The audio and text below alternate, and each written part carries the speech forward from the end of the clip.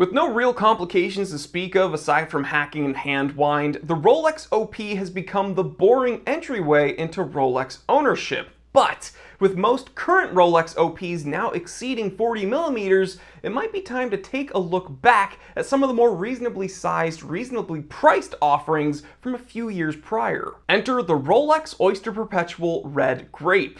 It is 1:26 p.m. Let's get down to business.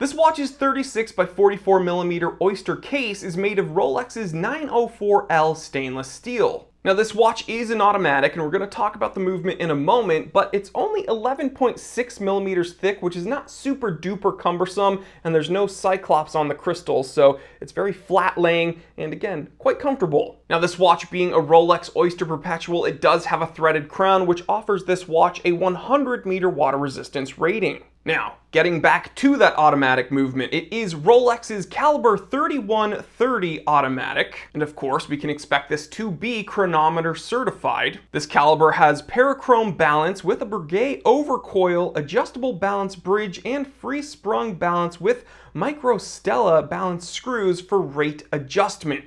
All of this amounts to about a 48 millimeter power reserve and a very smooth 28,800 BPH sweep.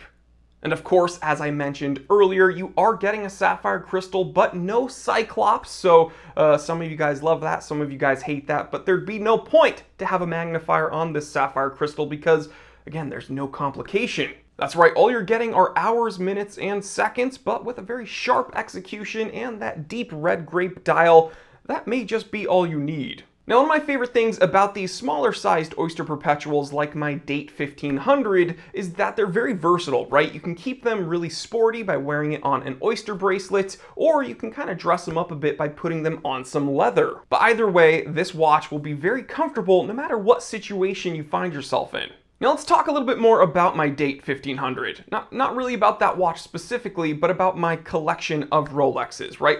As a Rolex collector that has a few Rolex watches with complications like my Date 1500, my 16800 Submariner date, my Day Date 18 karat gold, and I think there's one more. My Rolex Explorer 2 16570 that has GMT and a date complication. I feel like I initially kind of shied away from these more basic Oyster Perpetuals without complications because I didn't really think that they were useful or interesting enough. I don't know. But again, looking at my collection, I also have a Rolex 2940 that has an Oyster case, and it's very solid, but only hours, minutes, and seconds. And with that solid build and that simple layout, it is more than enough. It's very, very enjoyable. So what I'm getting at is something like this Red Grape with that very unique, interesting, deep dial and the applied indexes that kind of float almost on like a pool of wine, right? This is definitely wine colored. We get sharpness, we get sleekness, we get smoothness, we get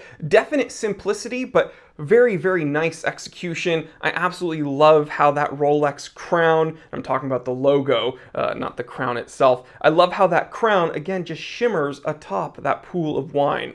This watch is solid, sporty, and understated, though that could be a good thing for some of you out there, and you're getting the confidence of this Rolex Oyster case. You're getting some definite Rolex Oyster feel here. Not cumbersome, sleek, sporty. I love it. Now, I'm personally very happy you can find these OP36s for a steal, especially when you can compare them, to Rolex's current catalog, which is bigger is better, and I'm talking about size and price. The current OPs are now 41 millimeters and the prices are going up accordingly. So you just need to know where to look, and you can find these OP36s for a steal. Now this one on my wrist, like the exact one on my wrist, if I can get it in focus here, will be available at the Time Teller shop very, very soon. Right now, it is on this kind of like, I guess, red grape leather strap, but don't worry, also has the Oyster bracelet, and we're going to be changing out the strap because we can see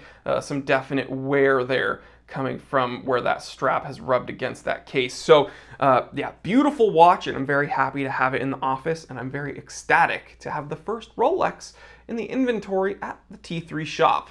Alright guys, well thank you so much for hanging out with me today. I hope you enjoyed this episode. If you enjoyed this review and you haven't already, please click that subscribe button and click the thumbs up. If you didn't like it, hey, hit that thumbs down. It's all good. Thanks for interacting with the channel. But by far, the easiest way to support this channel is to keep watching and leave a comment. The comments really help my channel in the algorithm, so I do appreciate it. And I've mentioned it, the shop, check it out, www.thetimetellershop.com. That is my personal website, the #1 place to find affordable vintage luxury watches. This OP, not technically vintage. This one came out around 2014, but it's a beautiful watch and I'm gonna put it in the inventory there anyway. You can check out all the affiliate links in the description below. When you click those links and you shop around, it does directly help the channel. And you can join the channel membership if you want. $4.99 a month gets you access to that members only Discord chat. And it's a whole bunch of fun. So guys, thank you for hanging out with me. Stay happy, stay healthy, stay blessed. I'm Jory Goodman, the Time Teller, and always remember, I didn't invent time. I just tell it.